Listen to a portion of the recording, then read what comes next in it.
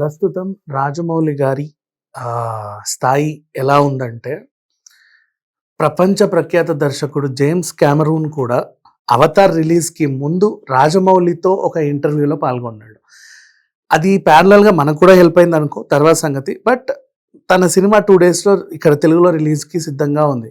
And not only Telugu. ఇప్పుడు రాజమౌళి గారు pan India director కాబట్టి, ఇండియా వైస్‌గా తను ఒక బ్రాండ్ అంబాసిడర్ కాబట్టి, అతనితో చేస్తే ఇండియాలో నా సినిమా ఎక్కువ ఆడుద్ది అని అనుకున్నాడో ఏంటో తెలీదు. కానీ మొత్తానికైతే ఒక ఇంటర్వ్యూ అయితే జరిగింది. అందులో చాలా విషయాలు చెప్పారు. మీ షూటింగ్‌కి ఎంతకాలం టైం ఉంది అని అడిగితే, ఇంకో 8 నెలల్లో కంప్లీట్ అవుద్ది అని. అంటే 8 నెలల్లో షూట్ కంప్లీట్ అయ్యి నెక్స్ట్ వీళ్ళు మళ్ళీ టాకీ పార్ట్ అంటే పోస్ట్ ప్రొడక్షన్‌కి వెళ్తారు. ఆ తర్వాత ఇంకొక విషయం ఏంటంటే, మీరు పులులతో ఏమన్నా సీన్స్ తీస్తున్నారా అని అడిగాడు.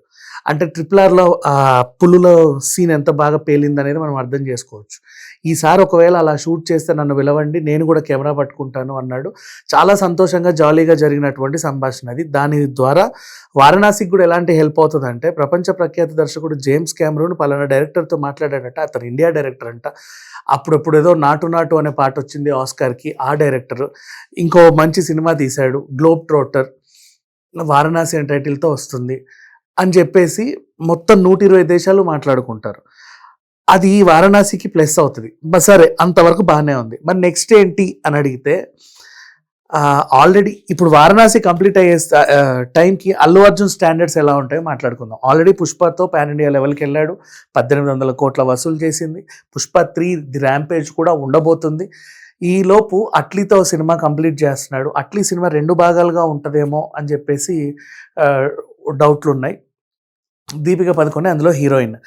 ఆ సినిమా అంటే లైక్ మీకు 'అవెంజర్స్' ఎలా తెలుసు, సూపర్ హీరోస్, అలాంటి ఒక సూపర్ హీరో కథతో అది స్టార్ట్ అవుతుంది. సూపర్ హీరో కథతో వచ్చిన ప్రతి సినిమా గ్లోబల్ వైజ్గా దానికి ఎలాంటి క్రేజ్ ఉంటుందో మనకు తెలుసు. ఈవెన్ కామికాన్లో కానీ, బయట గిఫ్ట్స్ అండ్ నావెల్టీ షాపుల్లో కానీ ఆ కార్టూన్స్ కానీ, ఆ బొమ్మలు అవన్నీ కూడా బాగా ట్రెండ్ అవుతూ ఉంటాయి. అదొక థీమ్ అనమాట, అంతే, ఇంకా సపరేట్గా.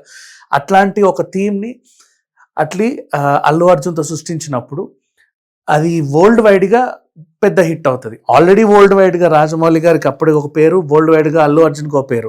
నెక్స్ట్ వీళ్ళ కాంబినేషన్లో ఉండే సినిమా ఇంకెలా ఉంటుందో చూడండి. సో అట్లా రాజమౌళి అండ్ అల్లు అర్జున్ సినిమా ఉండబోతుందని ఆల్రెడీ విజేంద్ర ప్రసాద్ గారు కథ సిద్ధం చేశారని ఒక న్యూస్ బయట అయితే ఉంది. అండ్ దాంట్లో అల్లు అర్జున్ అడవి మనిషిగా కనిపించబోతాడట.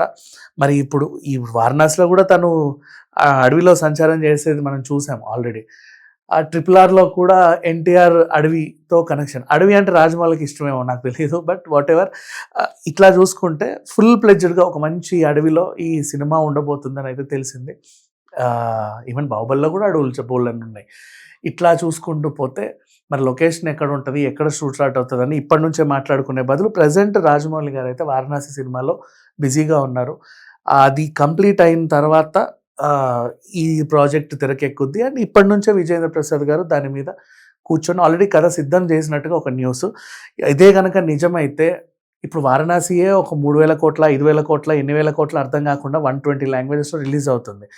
ఇక తెలుగు సినిమా 10,000 కోట్లు కూడా అందుకోబోతుందన్న వార్త మనం త్వరలో వింటామేమో అన్నట్టుగా ఉంది. Thank you so much.